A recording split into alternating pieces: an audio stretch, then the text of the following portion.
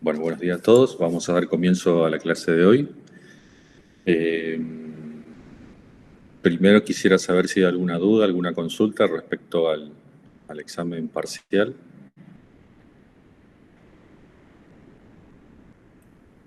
Profe, ¿cómo hacemos para ver en dónde nos equivocamos? Bien, vos sabés que me parece que alguien ya me había preguntado, un compañero tuyo. Yo creo que por desconocimiento desactivé esa opción. Yo estimo que ahora no les va a permitir ver. Pero bueno, cualquier duda puntual sobre una pregunta, eh, si se acuerdan, eh, me la pueden, me la pueden decir. Yo cuando configuré el examen recuerdo que creo haber destildado esa opción que era que les muestre la respuesta correcta. Pero bueno, lamentablemente, ya para el segundo parcial espero no cometer ese error.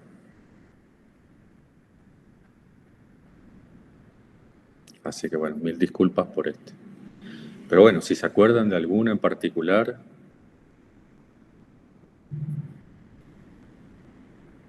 No, profe. ¿no? Bueno. Eh, Bien, si pueden entren al aula virtual, les quiero mostrar algo ahí que...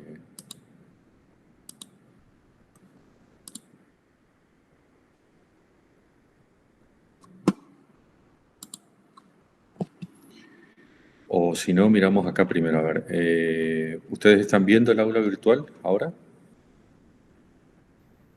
Sí, profe. Bien. En el aula virtual, en la unidad 3, yo acabo de activarles una tarea que es la ficha resumen de las plataformas, ¿sí? Eh, no habíamos utilizado antes esta herramienta que es la wiki, pero vamos a ver si podemos darle provecho en esta oportunidad. La wiki sería algo así como una construcción en conjunto de un documento. Y esa es un poco la tarea que siempre hacíamos con las fichas de las plataformas satelitales. Pero en vez de hacerlo por afuera, ahora la, la idea sería que lo podamos hacer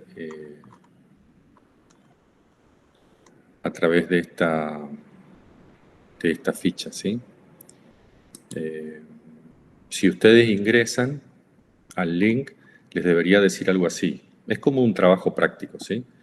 Les dice cuál es el objetivo, qué es lo que tenemos que hacer y, bueno, un poco la bibliografía que nosotros le sugerimos, ¿sí? De esta hoja inicial ustedes se pueden ir a dos hojitas, a seleccionar la plataforma y a completar la ficha. Aquí donde dice seleccionar la plataforma, yo les recomiendo que ustedes puedan colocar su nombre, ¿sí? Yo me acuerdo, yo cargué ya los apellidos de la gente que me había dicho el día que yo di este práctico y ya le había cargado el apellido al costado, ¿sí? Para cargar el apellido del resto de la gente tienen que ir aquí a editar.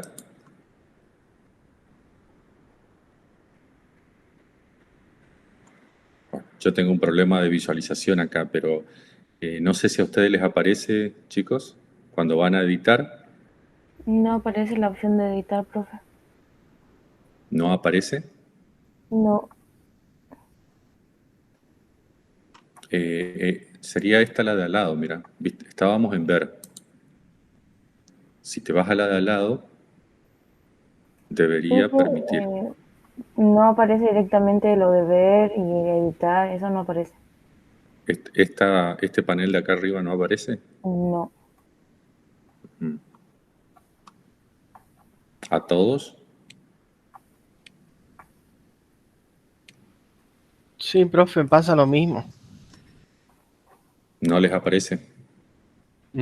No, Bueno.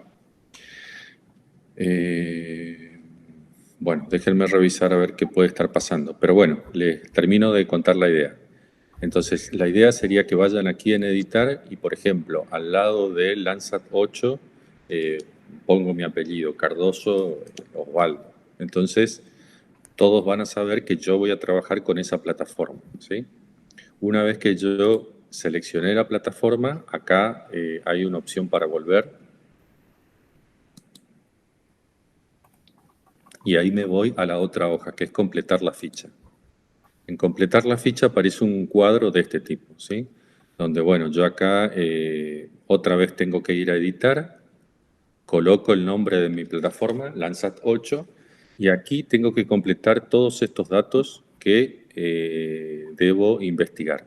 Es una tabla resumen, gente, entonces no es la idea llenar mucho de texto, sino de información clave y concisa, ¿sí?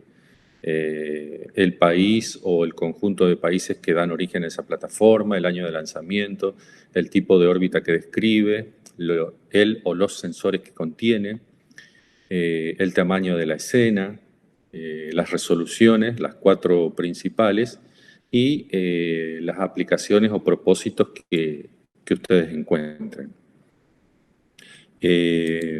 Para eso, como les dije, pueden consultar a Internet o pueden consultar sobre todo este último texto, el de Labrador y Arbelo, que está como bibliografía en la unidad, donde él hace una revisión detallada de cada una de las plataformas.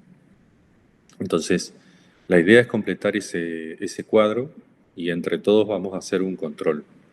Esto es lo que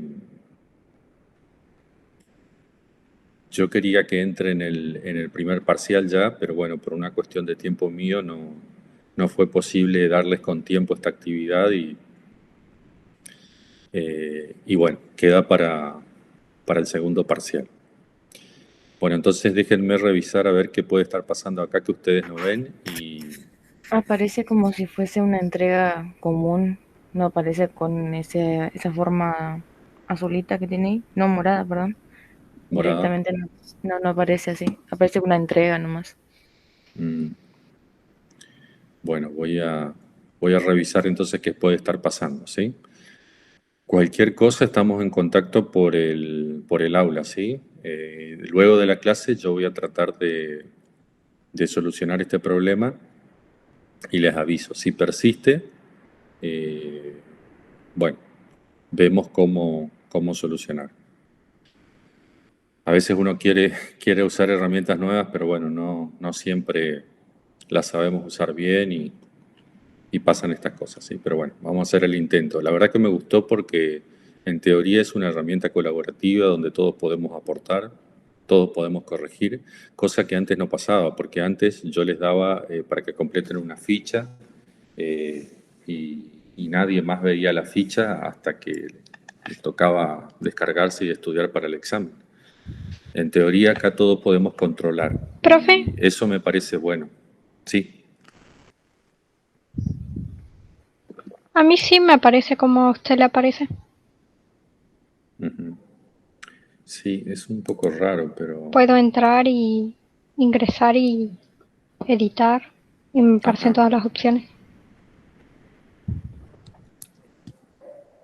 ¿Están logueados? Sí, el resto de la gente tiene que estar logueado, si no, no lo verían. A ver, ocultar, duplicar. La verdad que yo no creé grupos, nada, cosa que todos puedan llegar a verlo. Ajuste del módulo, mostrar en la página del curso. No hay grupos. Bueno, como para no demorarnos más con esto,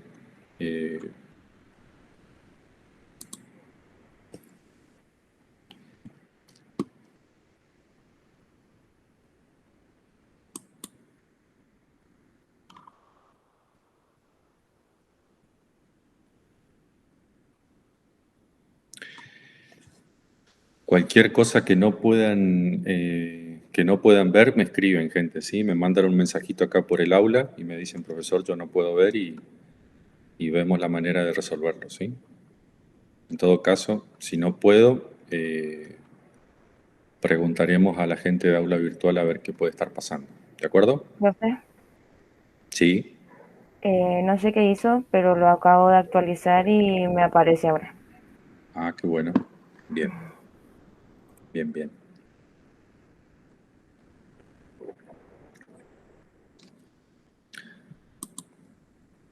Bien.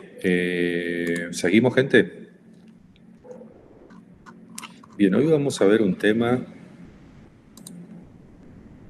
que tiene que ver con la unidad ya número 5. Y es un tema sensible porque tiene que ver con lo que vamos a trabajar de aquí en más adelante. Y así como les había dicho que presten muchísima atención al tema número 2 de bases físicas, lo mismo les recomiendo con este porque es... ¿ustedes ven la presentación, gente? Que dice concepto de la imagen. Sí, Sí, profe. sí, se Bien. ve bien. Que tiene... Bien, bien, perfecto. Esta presentación tiene que ver con el proceso de formación de la imagen. Y les decía que es importante que prestemos atención, especial atención, porque nos va a ayudar a comprender cómo es que pasamos de esto que veníamos hablando antes, de la energía electromagnética, de la radiación solar, y cómo es que pasamos a una imagen de satélite. Bueno, acá está el secreto, acá están las claves para comprender qué es lo que pasa. No es extremadamente difícil porque ustedes ya tienen los conceptos de bases físicas para enganchar con este tema, pero vamos a dar un pasito más para comprender cómo es que estábamos hablando antes de energía electromagnética y ahora vamos a pasar a hablar de un número, ¿sí? De un número que está guardado en una celda de la imagen que es el píxel, ¿sí? Bueno.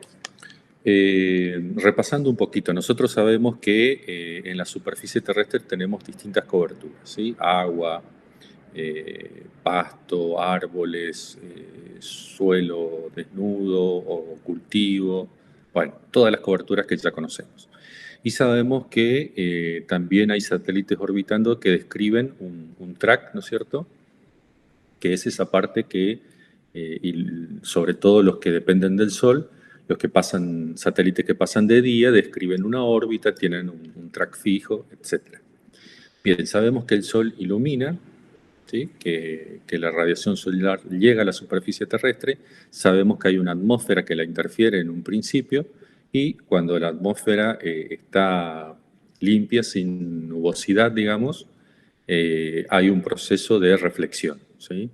La energía llega a esa superficie y refleja todo lo que está sobre esa superficie, y ese reflejo o reflectividad, ya hablando en términos exactos, es lo que captura el sensor, ¿sí? ¿Se acuerdan de eso?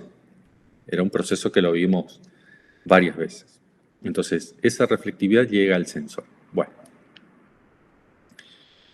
la teledetección, hablando de la definición, ¿no es cierto? Entonces, es una técnica que permite obtener información de un objeto, un área, un fenómeno, a través del análisis adquirido por un instrumento, el sensor, que no está en contacto con el objeto, ¿sí? Eso es importante. Para que hablemos de teledetección o sensoramiento remoto, se tiene que dar esa condición. El objeto que yo detecto, que observo, no tiene que estar en contacto con el sensor. Nosotros sabemos que esa energía que es reflejada, básicamente es energía electromagnética, por lo tanto, tiene esta característica, es un haz ondulatorio, ¿sí? Que tiene un eje y que tiene dos componentes perpendiculares, la electrónica y la magnética, ¿sí? Describen ondas, ¿no es cierto?, entre dos crestas tenemos lo que se conoce como longitud de onda, y cada vez que pasa por su propio eje tenemos el valor de frecuencia, ¿sí? Y ese valor de frecuencia y de longitud de onda es lo que permite caracterizar a esa energía electromagnética, y luego lo podemos poner en alguna parte del espectro electromagnético. Esos dos valores de frecuencia y de longitud de onda nos permite decir si estamos hablando de energía electromagnética en el rango del visible, en el rango del infrarrojo o en el sector del radar, ¿sí?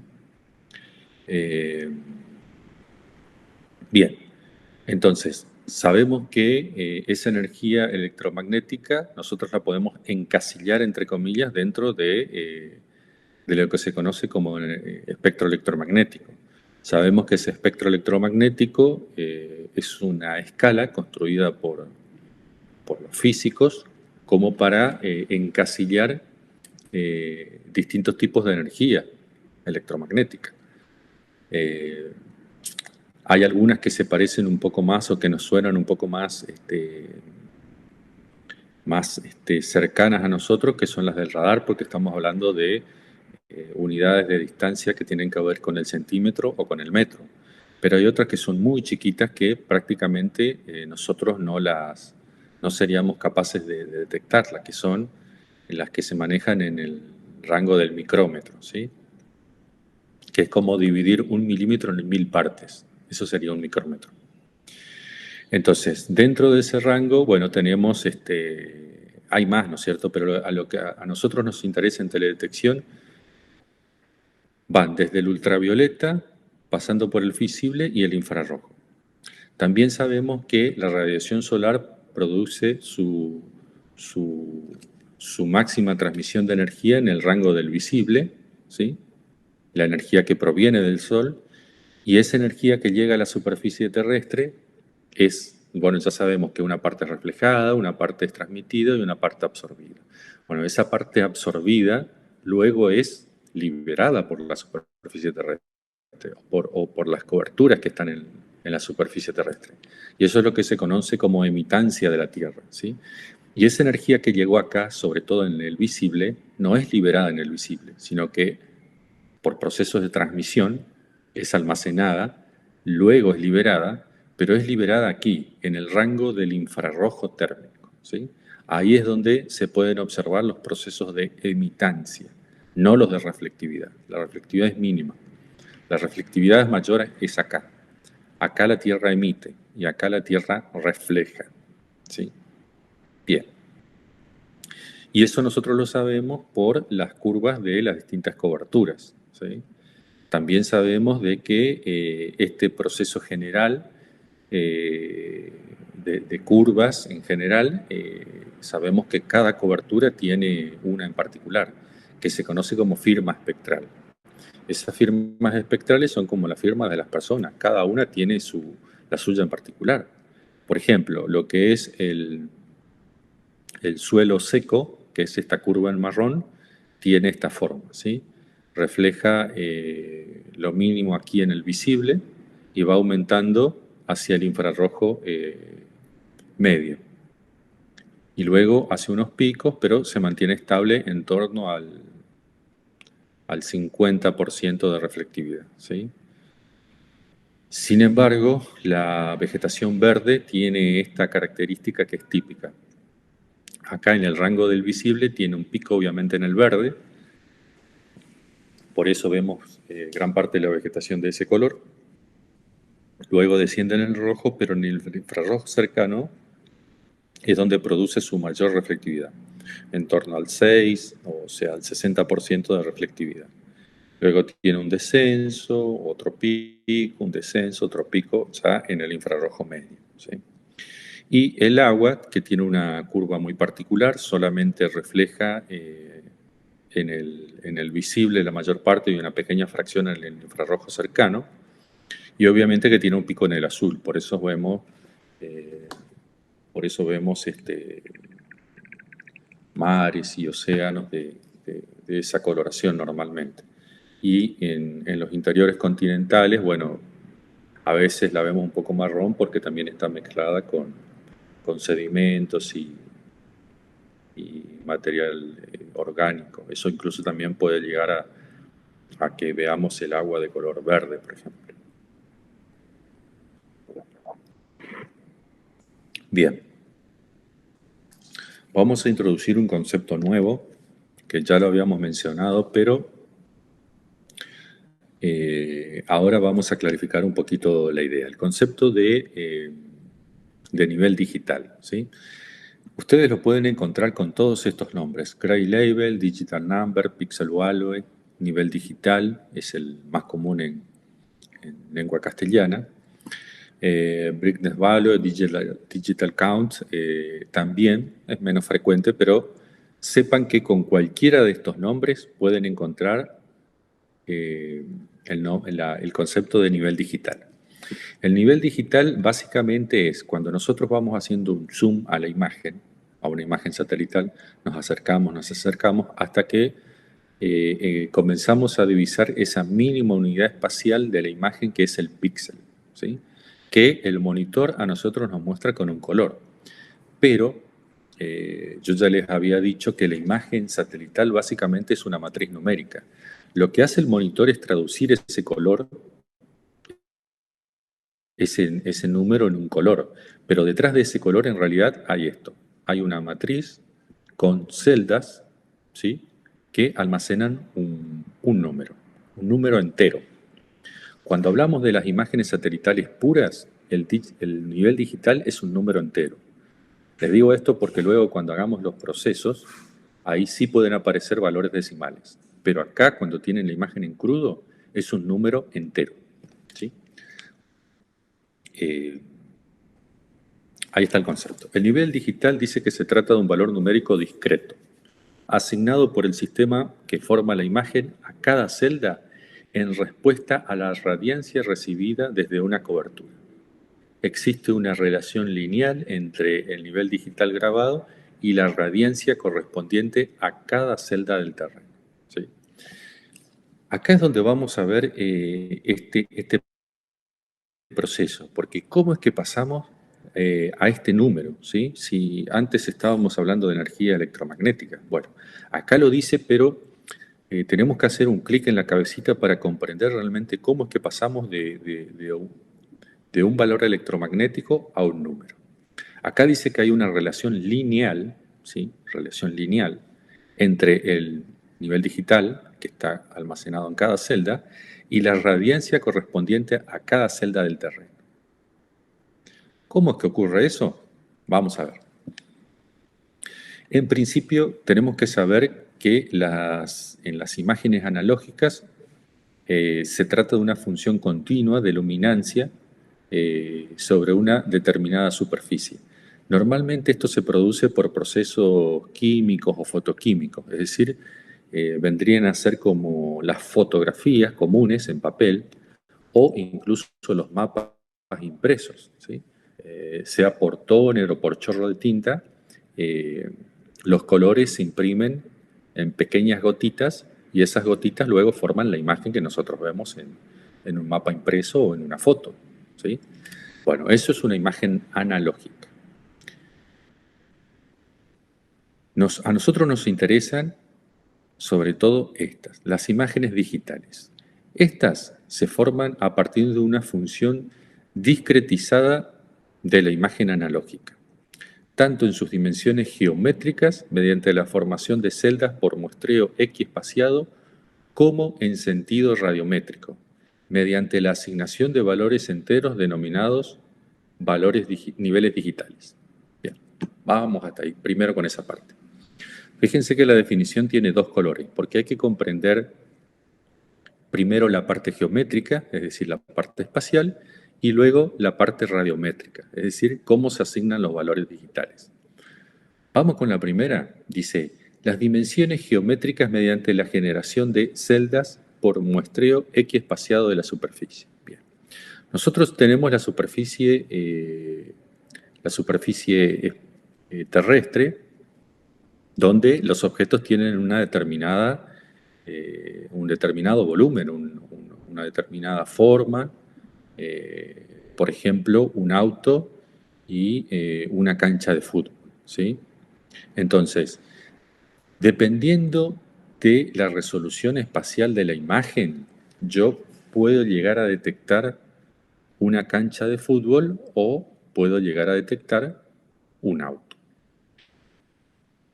Por poner un ejemplo, si yo tengo una imagen iconos donde el tamaño del píxel es de 1 metro, o podemos ir a las últimas, las GeoEye que tienen 24 centímetros, ¿sí? Es decir, 1/4 de metro, yo podría detectar el auto, ¿sí? Porque el auto, no sé, debe tener 3 metros de ancho o 2,5 por 4 de largo, ¿sí? Entonces yo tendría varios píxeles que estén representando un auto. Pero hay imágenes satelitales como las Landsat, donde el píxel tiene 30 metros.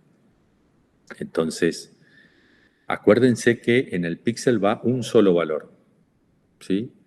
Y yo voy a detectar objetos que sean superiores al tamaño del píxel.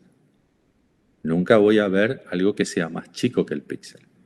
Entonces, volviendo al ejemplo, en una imagen GeoEye de 25 centímetros, yo podría tener varios píxeles que estén representando un auto, ¿sí? Es lo que vemos más o menos en Google Earth, ¿sí?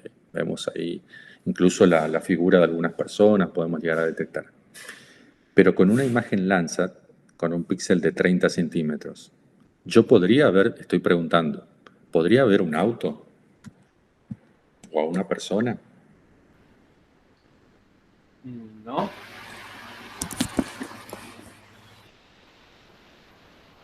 ¿Quién da más? ¿Por qué no podría ver un auto?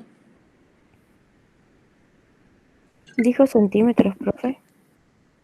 Sí, Entonces sí se puede ver un auto. en una imagen Landsat. Yo tengo entendido que en una imagen Landsat sería complicado verlo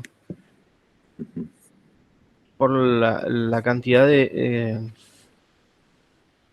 de metros que tiene. ¿Se acuerdan? Yo les dije o leyeron en algún lugar qué resolución espacial tiene Landsat.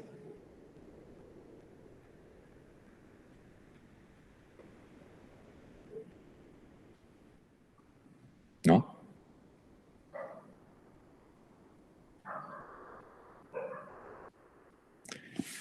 Bueno, tiene 30 metros, ¿sí? Un píxel tiene 30 metros. No, en una imagen satelital de tipo Landsat yo no lo podría ver, porque, insisto en el concepto, para que yo pueda detectar un objeto en la imagen satelital, el objeto tiene que ser más grande que el píxel de esa imagen. Entonces, vuelvo a lo mismo, un auto. En una imagen GeoEye donde el píxel tiene 25 centímetros, o sea, 0,25 metros, sí podría, porque el auto tiene una dimensión mayor a ese 0,25 metros, ¿sí? Pero en una imagen satelital que tiene 30 metros, yo no podría ver un auto, porque el píxel es más grande que el objeto que yo quiero detectar. Sí podría ver la cancha de fútbol, porque la cancha de fútbol no sé exactamente qué dimensiones tiene, pero estoy seguro que debe tener, no sé,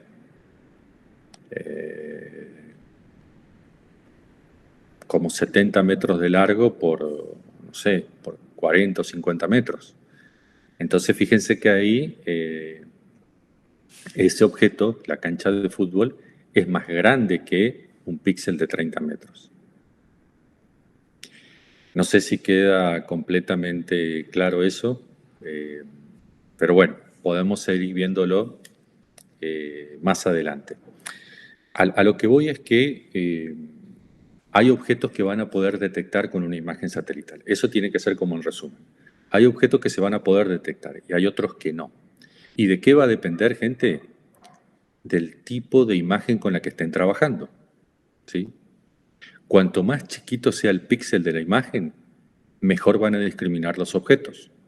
Cuanto más grande sea el tamaño del píxel, menos detalle van a tener. Pero claro, esto nos puede llevar a la falsa idea de que, bueno, siempre voy a trabajar con alta resolución espacial. Y hasta cierto punto, porque hay fenómenos que no tiene sentido trabajar con un píxel muy chiquitito, como yo les dije. Si hacen meteorología, no tiene para nada sentido trabajar con imágenes con un píxel de 25 centímetros, ¿sí? O si voy a hacer un estudio regional de una humedal como, por ejemplo, el Iberá, no tiene sentido trabajar con una imagen de 25 centímetros porque tendría millones y millones de píxeles con un detalle excesivo, ¿sí? En ese caso, lo mejor sería trabajar con un Landsat, con píxeles de 30 metros, total, es suficiente y el área que tengo que cubrir es bastante grande. Hasta ahí estamos. Insisto, vamos a seguir revisando un poco la idea de la resolución y los elementos que podemos discriminar. Vamos a seguir con la segunda parte de esta definición. Dice, como en sentido radiométrico, ¿sí? Mediante la asignación de valores enteros denominados niveles digitales, con valores comprendidos entre 0 y n-1, siendo k el rango dinámico del sistema que es determinado por la resolución radiométrica. Bueno, no se asusten ahí con los números.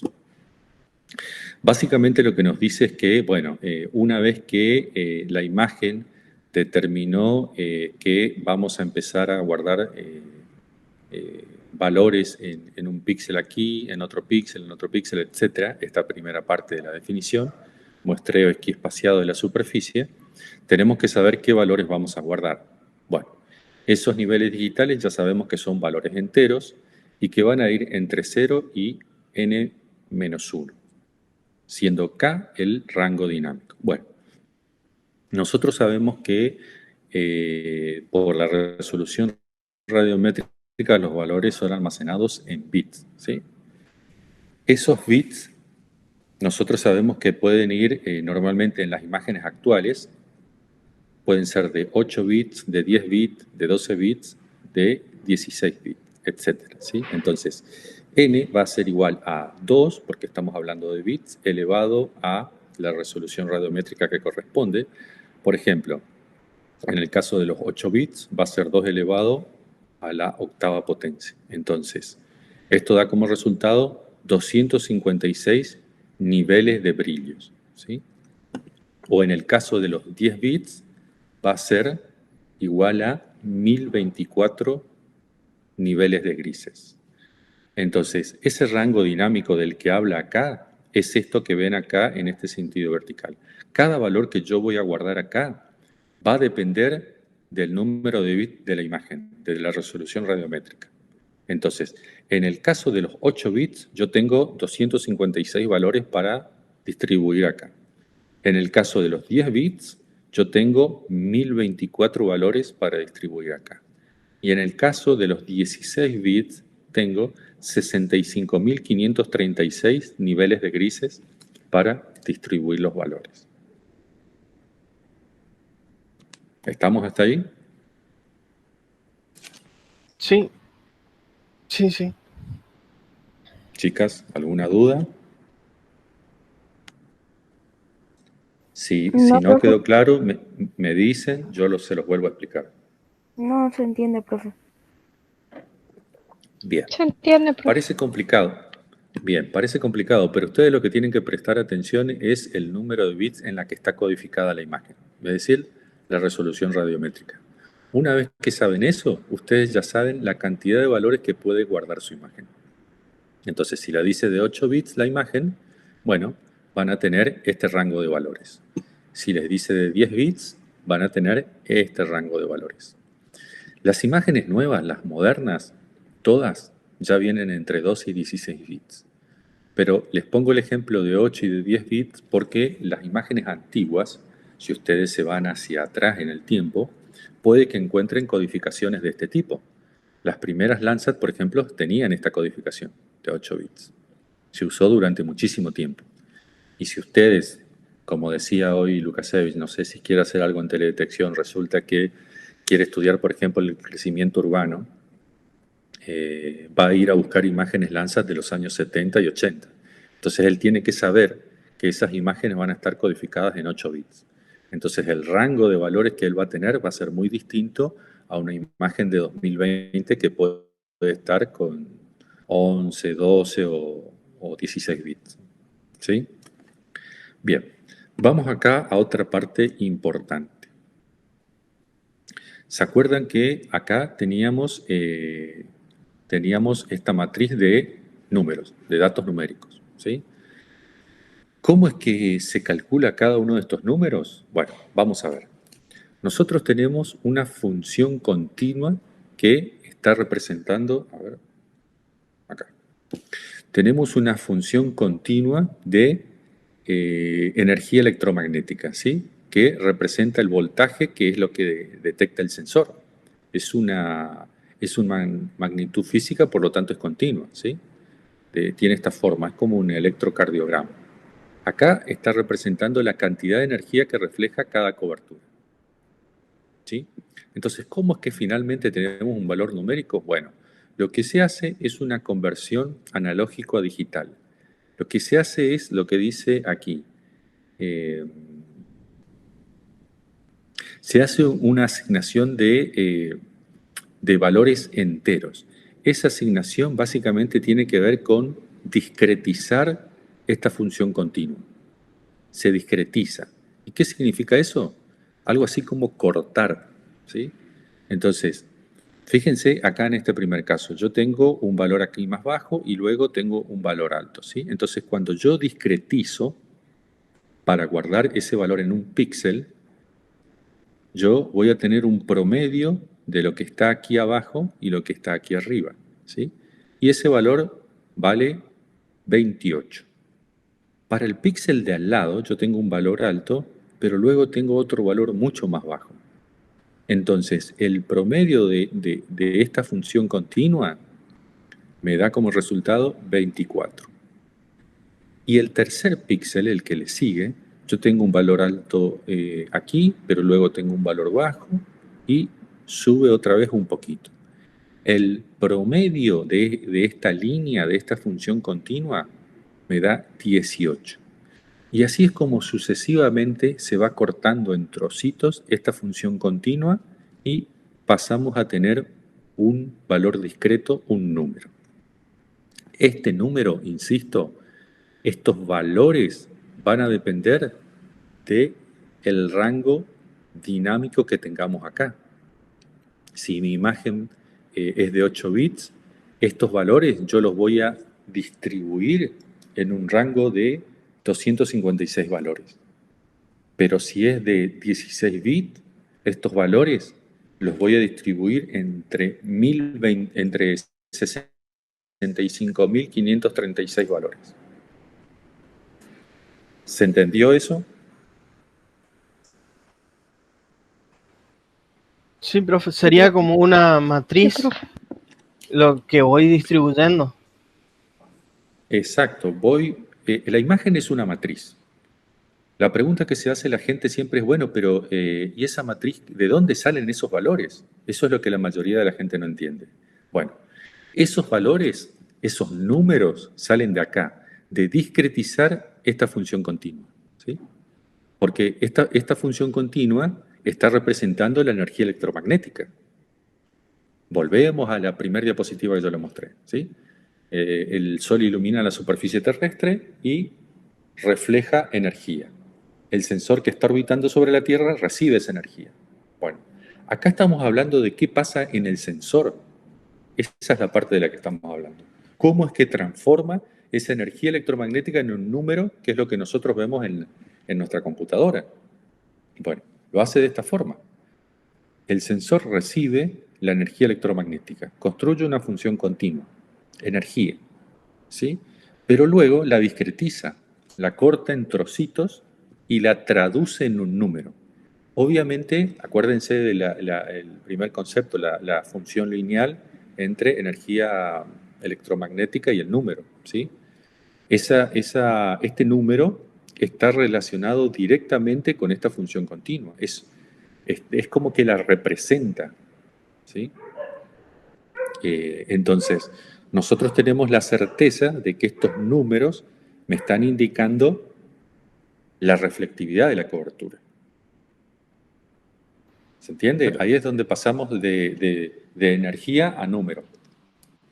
Profe, ¿Sí? o sea que de la función continua toma los decimales y lo transforma en valores absolutos para poder discretizar. Sí, sí. ¿Se acuerdan cuando hablábamos del concepto de reflectividad? Que era un concepto físico bastante complejo. No tengo acá, pero ¿se acuerdan que se expresaba en radianes por metro cuadrado? Bueno, tiene una unidad física bastante complicada de entender, pero la reflectividad se expresa de esa manera, ¿sí? Bueno, el tema es que pasamos de esa magnitud física a un número, que es mucho más fácil de entender, obviamente. Sí, sí, entendí lo que se refiere matemáticamente. O sea, para que poder tener en un segmento, por ejemplo, que si está entre 2,5 y 1,5 toma el 2, así. Exactamente, va promediando. Sí. Es una traducción. Básicamente lo que hace el sistema sensor es traducir valores de energía electromagnética a un número. En pocas palabras, eso es lo que hace. Que eso es importante porque si no, sería muy difícil de poder manejar los valores originales de la energía electromagnética. Tal vez los físicos puedan hacerlos, pero para que sea más entendible, más fácil de manejar, lo mejor es que esos valores estén traducidos a un número y así los podamos aprovechar una mayor cantidad de personas, porque siempre, bueno, el número es más entendible, es un lenguaje universal que lo podemos entender una gran cantidad de personas, pero sin embargo magnitudes físicas se estaría reduciendo básicamente a aquel que entiende de física, ¿sí? Así que bueno, esto es un gran avance y es por lo que se han hecho tan populares las imágenes satelitales. O sea, que podamos traducir a números hace que lo pueda operar desde cualquiera, biólogos, geólogos, geógrafos, arquitectos, es decir, una gama de profesionales muy amplia que con conocimientos mínimos de matemática pueden llegar a operar y sacarle provecho a las imágenes satelitales sin llegar a ser un experto en física. ¿Me explico? Sí, profe. Bueno, pero hasta acá ustedes igual ya saben que, porque no sé si sabían ustedes que todo esto estaba detrás de una imagen satelital. Yo muchas veces me pregunto si la gente lo sabía. Y yo creo que no. Yo creo que no y siempre cuento mi experiencia. Yo cuando empecé a estudiar esto no tenía la más pálida idea que esto existía. Cuando yo estudié geografía, esto no. Primero que no teníamos esta materia. Y yo desconocía no digo lo complicado, sino lo complejo de esto, ¿sí? Porque esto es complejo.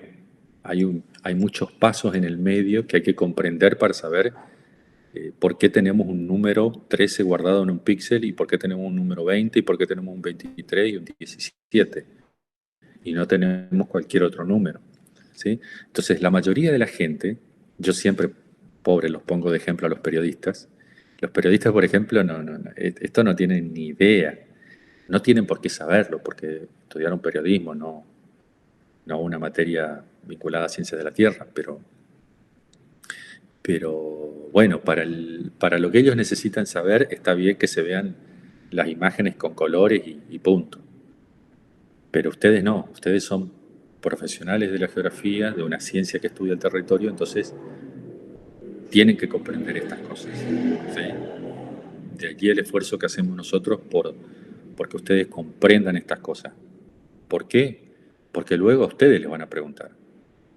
Puede que el periodista no lo sepa o el político no lo sepa, pero en algún momento le va a decir, pero ¿y por qué hay un número 13 ahí y no hay un 15?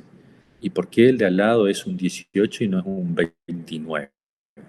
Bueno, ustedes tienen que tener la capacidad suficiente de explicarle de dónde salen esos números, que hay una traducción de energía electromagnética a valores enteros.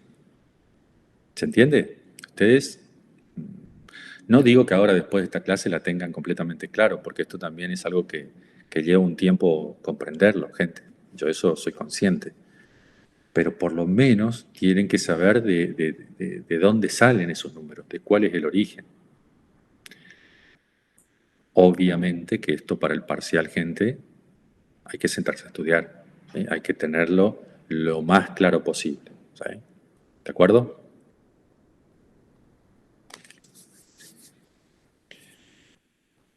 Bien, vamos a cerrar el concepto de imagen satelital. Entonces, ya sabemos que hay una traducción, ¿no es cierto?, de esta función continua a valores discretos y de allí surge el valor, el digital number, para cada uno de los píxeles, ¿sí? Una vez que está calculado ese valor, nosotros sabemos que es almacenado en esa mínima unidad espacial de la imagen satelital, que se llama píxel, ¿sí? Y sabemos que como la imagen satelital captura información en distintas franjas del espectro electromagnético, ese nivel digital va a variar de una imagen a la otra. Y fíjense lo importante de la imagen satelital. Yo voy a tener como si fuese un SIG distintas capas según las distintas bandas que tenga la imagen.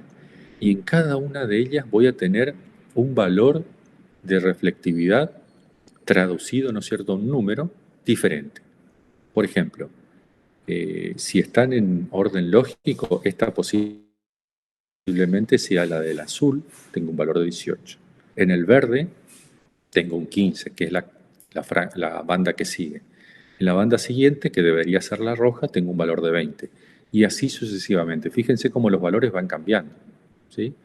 Y eso es lo importante y lo fundamental de las imágenes satelitales. Yo tengo un rango de valores que el ojo humano no es capaz de detectar. El ojo humano lo que vería es esto, el 18, el 15 y el 20, suponiendo que esto es el verde, el azul y el rojo, que los tres componen el rango del visible. Pero jamás podría ver esta información. Y esto es fundamental porque, sobre todo, estoy detectando cubiertas vegetales.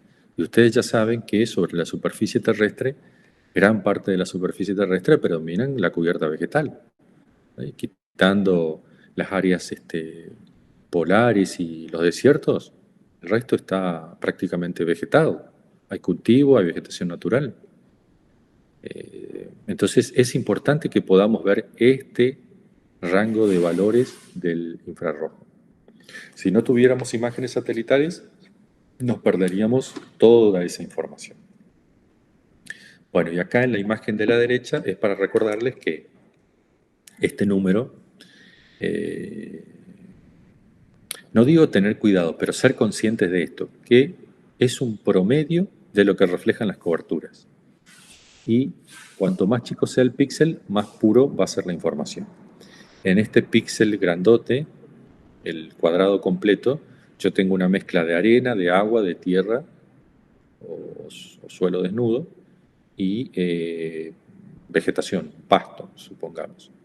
Pero si divido ese píxel en 4 partes, acá ya tengo un píxel puro, que es arena solamente. Este píxel es mezclado entre agua y arena. Este píxel es una mezcla de arena y de vegetación. Y este es el peor de todo, porque este tiene una mezcla de tierra, de agua, de arena y de pasto. Bueno, hay que ser consciente de esos procesos, ¿no es cierto? Y saber que a veces hay píxeles que pueden llegar a ser puros y hay otros que indefectiblemente son una mezcla. Bien. Aquí tenemos la definición de píxel, ¿sí? Veníamos hablando de esa mínima unidad de información espacial que es el nivel digital. Ese nivel digital se guarda en esa mínima unidad espacial que es el píxel. Píxel es la contracción en inglés de picture element, ¿sí? Que es cada una de las celdas que componen una imagen, que se disponen en forma matricial a partir de filas y de columnas. Representa la mínima unidad de información espacial y numérica en una imagen satelital. ¿Sí? En una imagen de baja resolución espacial, yo veo los píxeles así, de esta forma. En una imagen de alta resolución, bueno, puedo llegar a detectar los objetos. Bien, hasta aquí, ¿alguna duda, alguna consulta sobre esto? Por ahora no, profe. Bueno. Cuando estábamos en presencial, a mí me gustaba preguntar. Iba y le preguntaba directamente a la persona. Cuando me decía, sí entendí, yo le decía, bueno, pero ¿qué entendiste? Y es una buena manera, yo sé que suena un tanto odioso, pero es una buena manera de saber el grado de comprensión de esto. Que, bueno, no tiene nada de malo si no quedó claro en la primera oportunidad, porque estamos acá para eso, para aprender. Y yo sé que al ser conceptos abstractos a veces cuestan un poco asentar y que nuestra cabeza las termine de asimilar. Pero bueno, no voy a hacer eso acá porque encima que somos, a ver, creo que somos 3. Me van a odiar si pregunto, pero bueno, vamos a continuar, ¿sí? Bien, una vez que tenemos en claro esto, el proceso de formación de la imagen, bueno, ¿a qué venía esto de preguntar o no? Yo les diría que un buen test de ustedes para saber de si comprendieron o no el tema es que se graben explicando esto. Hagan el intento, no sé, con la persona que ustedes tengan confianza, con la mamá, con la hermana, el hermano, el papá, el tío, el novio, la novia o con quien sea. Traten de explicarle a ver lo que ustedes entendieron de una imagen digital y grábenlo. Puede ser simplemente con voz. Y luego escúchenlo, a ver si ustedes fueron capaces de transmitir de una manera entendible cómo es el proceso de formación de una imagen. Si ustedes no se entendieron, obviamente el otro tampoco lo va a entender, pero es un buen test, digamos, de si yo lo puedo transmitir es porque lo entendí. A eso es lo que voy. Si no fui capaz de transmitirlo de manera clara, bueno, tal vez no lo comprendí bien y me falta leer un poquito más y afinar un poco mi comprensión. A eso es lo que voy, ¿sí? Bueno, como siempre les digo, ustedes ya dejaron de ser comunes mortales, ahora son especialistas en imágenes satelitales y obviamente que la imagen satelital está bien, yo la puedo entender, la puedo comprender, pero si no la analizo y no la proceso, no tiene mucho sentido. Es como que yo muestro un libro y les digo, el título de este libro es tal, pero nunca lo leí. ¿Sí? Acá sería lo mismo. Si ustedes me dicen que saben lo que es una imagen, que saben cómo se forma, pero si nunca procesaron ni analizaron una imagen satelital, poco sentido tiene. ¿Sí? En realidad todos estos conceptos se van a ir asentando a medida que ustedes vayan trabajando y procesando las imágenes. ¿Sí? Eso lo van a ir haciendo en la parte práctica, obviamente. ¿Sí? Acá Vemos un poco teoría y a veces yo les muestro un poco como un poquitito de práctica, pero bueno, la idea es que con los trabajos prácticos vayan afinando todas estas cuestiones. Vamos a entrar entonces en lo que es el procesamiento digital de las imágenes. Acá hay que separar dos etapas, las etapas de preprocesamiento y las etapas de procesamiento en sí. Y es importante que seamos conscientes de qué estamos haciendo, ¿sí? Entonces, para tener en claro qué estoy haciendo, ustedes tienen que hacerse esta pregunta. ¿Hay una transformación de los niveles digitales de la imagen o no? Si no lo hay, estamos haciendo preprocesamiento. Si hay transformación, es procesamiento de la información, ¿sí? Si hay transformación, es lo que hoy decíamos al principio. Ustedes ya saben que el nivel digital es un valor entero. Si yo lo proceso y lo convierto a un valor nominal, a un valor ordinal o a un valor decimal, ahí estoy haciendo procesamiento. Pero si yo no transformo los datos, igual manejo la imagen, la manipulo, pero si no transformé los datos, estoy en esta etapa de preprocesamiento. ¿Estamos? Entonces hay que tener claro esas dos etapas. En las etapas de preprocesamiento, las funciones más comunes tienen que ver con esto. El realce del contraste, la aplicación de filtros, la corrección geométrica y radiométrica, y fíjense que ahí ya se separan en dos colores. ¿Por qué? Porque en la corrección geométrica básicamente sería como georreferenciar, gente. ¿Saben lo que es georreferenciar?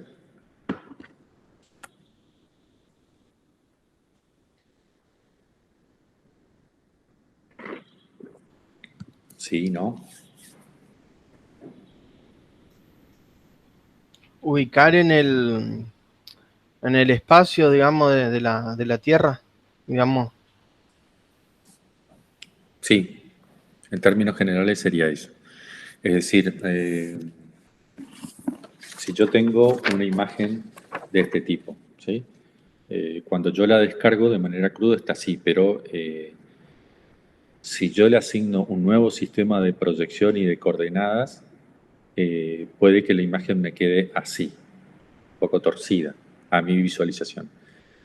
Pero está con el sistema de coordenadas correctos, ¿sí? Eso sería como georreferenciar. Antes hacíamos un práctico que era georreferenciar una imagen de Google Earth.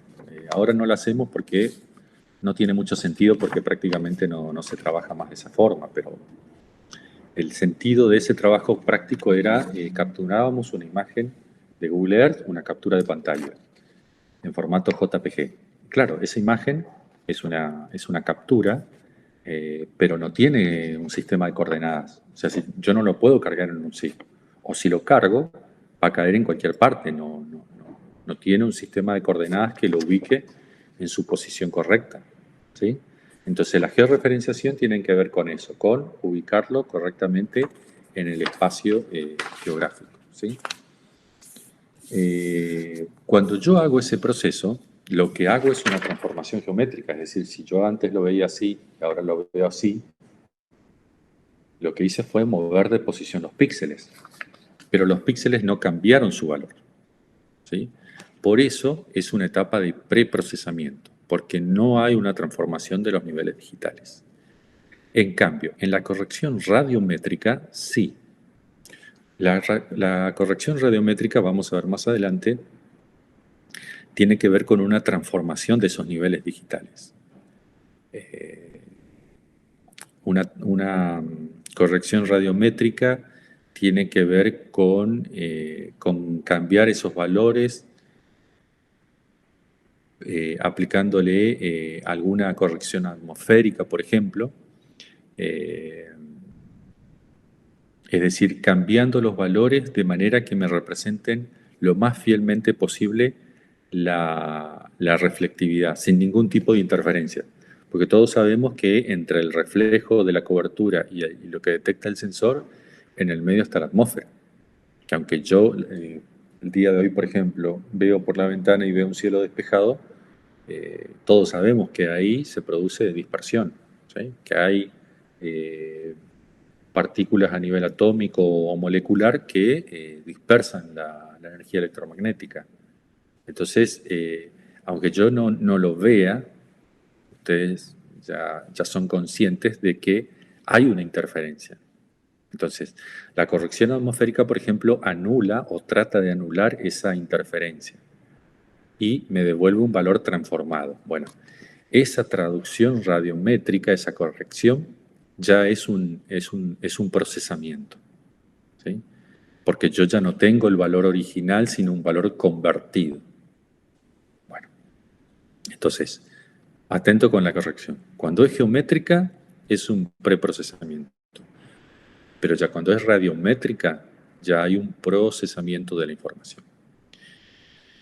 Otras etapas de procesamiento comunes son los famosos índices, ¿sí? Los famosos índices que es otra de las cuestiones que a ustedes les pueden consultar muchísimo, ¿sí? Hay índices, los más comunes son los de vegetación, el índice de vegetación y el NDVI, pero hay otros como las mezclas espectrales o el análisis de componentes principales, que son todas transformaciones de bandas que ya implican etapa de procesamiento, ¿sí? También se puede hacer fusión de imágenes, clasificación, detección de cambios, análisis textural, etc. La clasificación digital de imágenes es con lo que vamos a terminar en la cátedra. Y así como los índices, también es una de las tareas más comunes que se realizan en el sensoramiento remoto. Es una de las más comunes. Yo creo que es más común incluso que el cálculo de índices. Bueno, aquí está. La etapa de procesamiento es el núcleo de lo que se conoce como sensores remotos o teledetección, ¿sí? Y es lo que guarda una relación más estrecha con el campo de los sistemas de información geográfica. Tanto el cálculo de índices como como la clasificación digital es lo que más se hace en teledetección o en el campo de los sensores remotos. Es lo más común. Por eso, lo que les digo, es el corazón, el núcleo de lo que hacemos en este campo de la ciencia.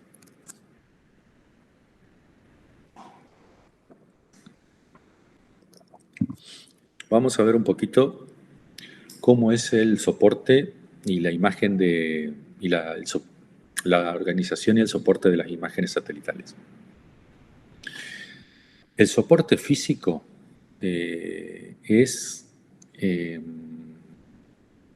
prácticamente está en desuso, ¿sí? Ahí yo les puse una imagen de las primeras presentaciones que teníamos en la cátedra y que tenía que ver con cómo se distribuían las imágenes hasta hace años, pero ya prácticamente cayó en desuso. Era por medio de disquetes, de CDs o de cintas grabadas, ¿sí? Eso hoy en día ya no se usa más. ¿Por qué? Porque lo normal es que yo tenga las imágenes disponibles para descargarme por internet o por servicios de FTP o en una IDE en estos servidores oficiales, como el Air Explorer de la NASA, del USGS, o el servidor del INPE o de CONAE.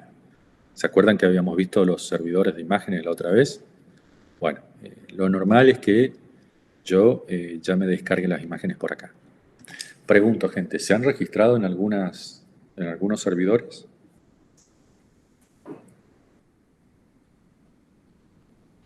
¿O todavía no lo han hecho? Intenté en el servidor de CONAE, pero, o sea, cuando me llegó el link al correo, Sí. no, yo puse institucional en el sentido como alumno, para poder acceder. pero Sí. no, le envié un correo y todavía no me contestaron. Ujú. Claro, institucional, Lucas, normalmente se entiende por si trabajas en una universidad, en un centro de investigación o en eso, porque la otra Entonces categoría sería el gobierno. tendría que poner privado. Puede ser privado o estudiante. Yo creo que tiene la categoría de estudiante, creo, estoy casi Claro, no, seguro. yo puse como estudiante, pero después me preguntaba de qué, o sea, y, Ah, y ahí tuve que poner la dirección. sí, yo creo que mencionando la universidad no debería haber problemas. Y bueno, y después en el INPE no tuve ningún problema. El INPE es súper sencillo. Lo mismo el USGS es súper sencillo. La verdad, yo creo que ya les había comentado la vez pasada. eh, Todo bien con CONAE, pero complican las cosas sin sentido. Lo que debería ser un trámite, esto que vos me contás, debería ser un trámite, no lo es. En ese sentido, CONAE es malo. El INPE es mucho más práctico y también la Agencia Espacial Europea y también el USGS. No sé por qué, pero CONAE en ese sentido tiene un sistema de gestión malo, hay que reconocer. Pero bueno, no te des por vencido y escribiles, yo creo que te pueden llegar a solucionar el problema. Sí, sí. Bien. Y el resto de la gente, yo creo que en algún momento van a tener que suscribirse.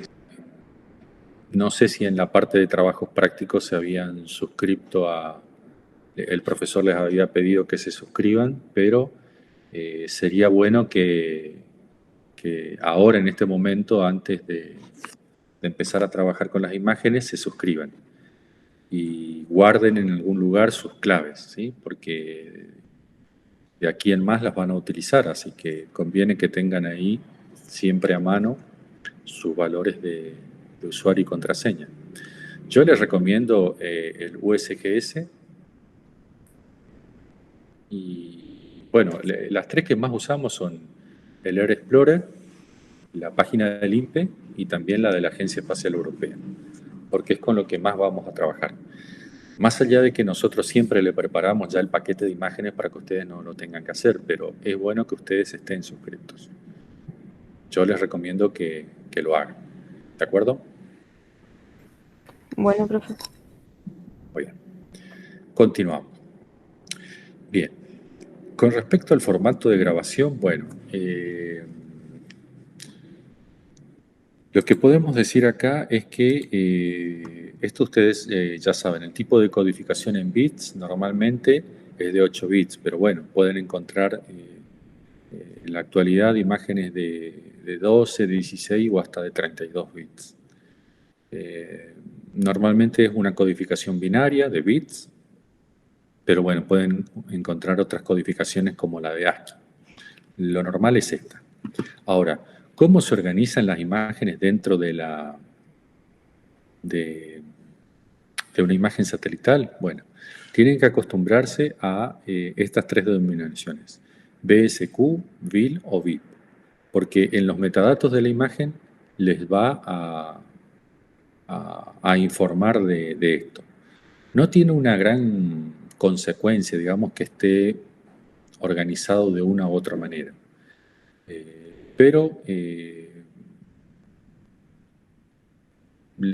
podemos llegar a preguntarles, ¿no es cierto?, qué tipo de sistema es el que organiza cada imagen para organizar los datos, ¿sí? Entonces ustedes tienen que saber discriminar si es un BIL, un BIP o un BSQ. El primer sistema dice bandas secuenciales.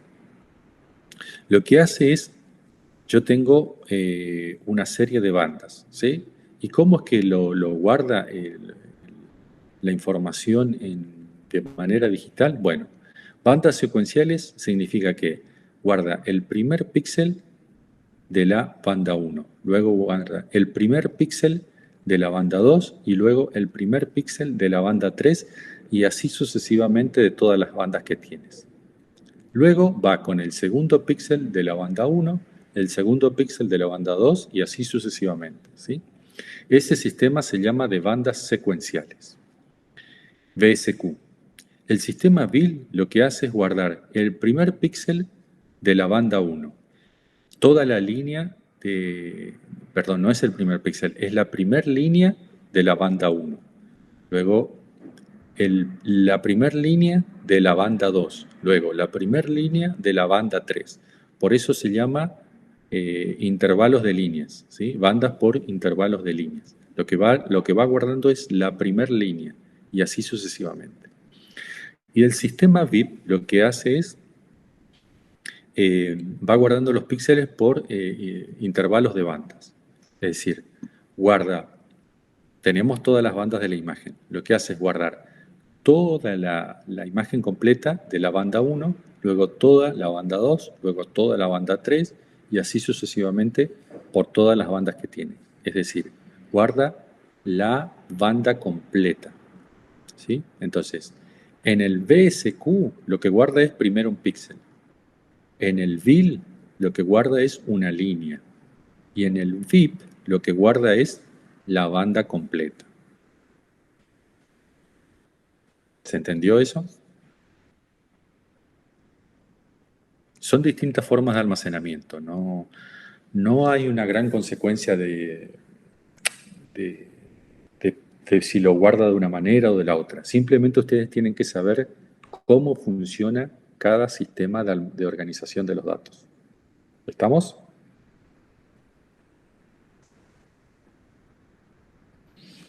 Bien. Con respecto... ¿Sí? ¿Alguien quería preguntar algo?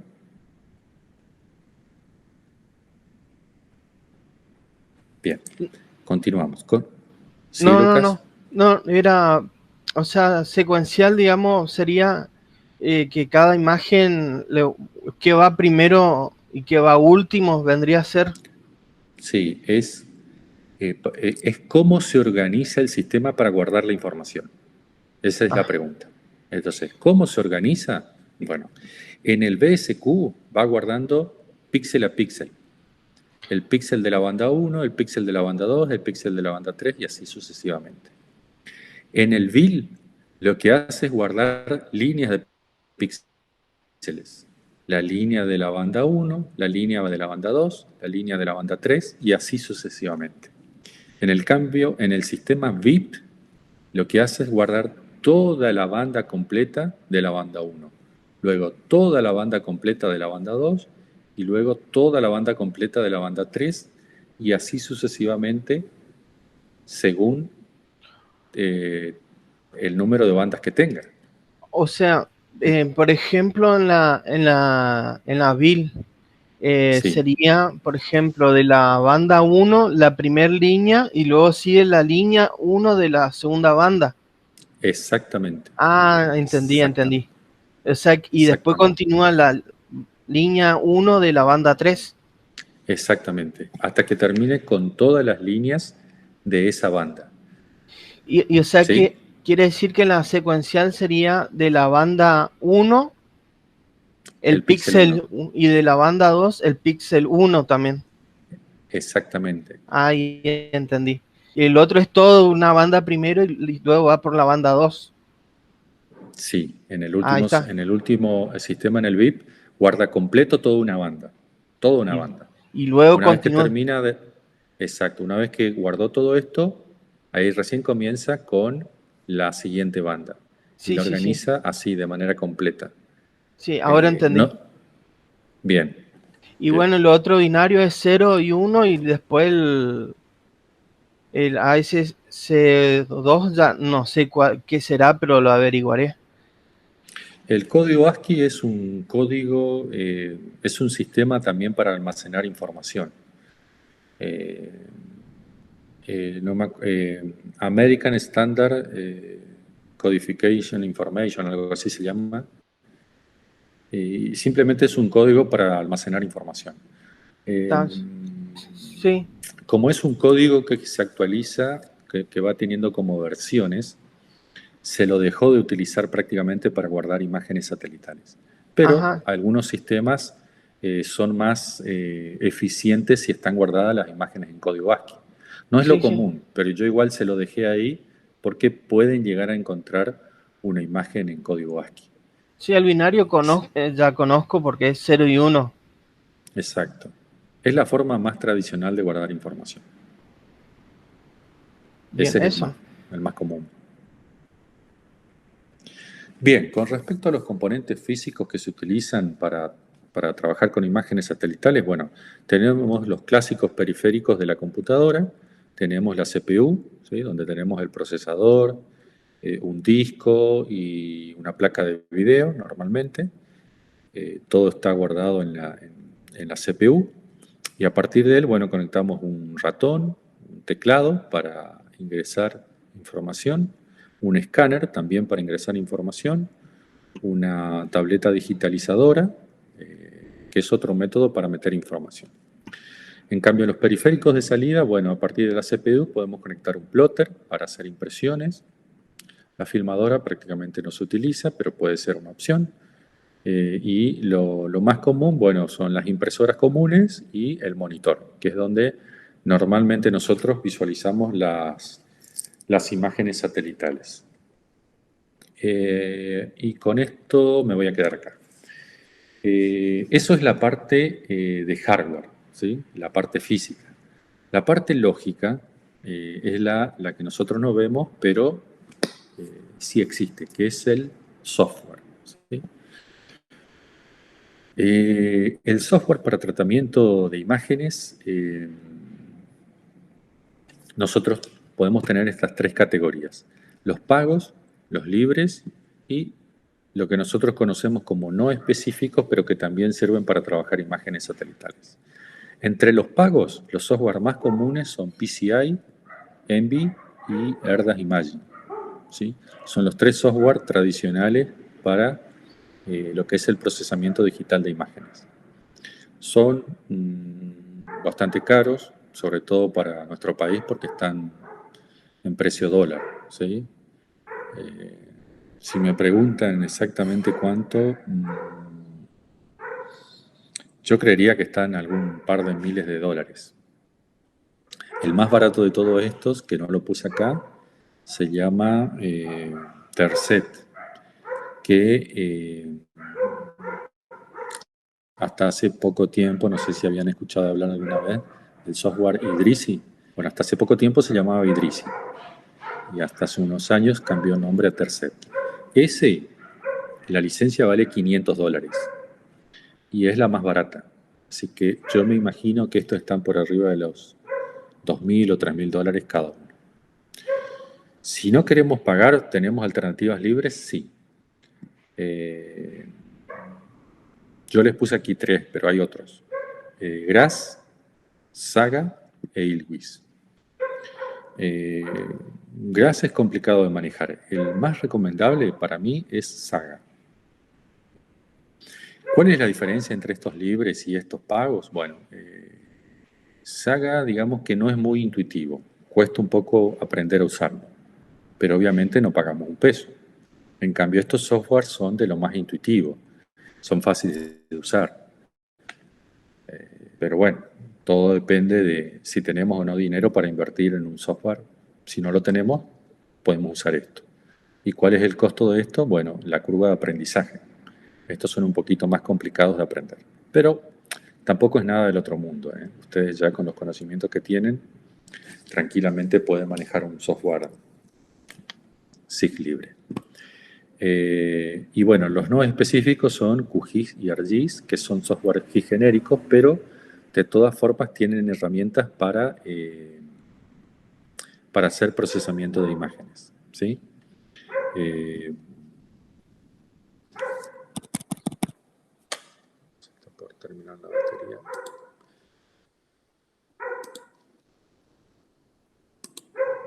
Y lo último que quería comentarles es un poco el mercado de uso de software. Bueno, aparentemente el mercado predominan los software pagos, Erdas y Envy, y bueno, luego los otros vienen en una menor proporción, ¿sí? Todo depende de quién lo mida, es esto, pero sí es cierto que los software pago que tienen un mercado importante, aunque últimamente, en los últimos años, los software libres han ganado terreno y son bastante comunes el uso de Saga o incluso de QGIS para hacer procesamiento digital de imágenes, ¿sí? Bien, bueno, ¿alguna duda, alguna consulta, gente, de este tema? Por ahora no, profe, pero le iba a preguntar si va a subir el Power ahora después de terminar la clase. Sí, sí, claro, voy a subir. Bueno, si no hay otra duda o consulta, damos por terminada la clase de hoy. No, profe, gracias. Bueno.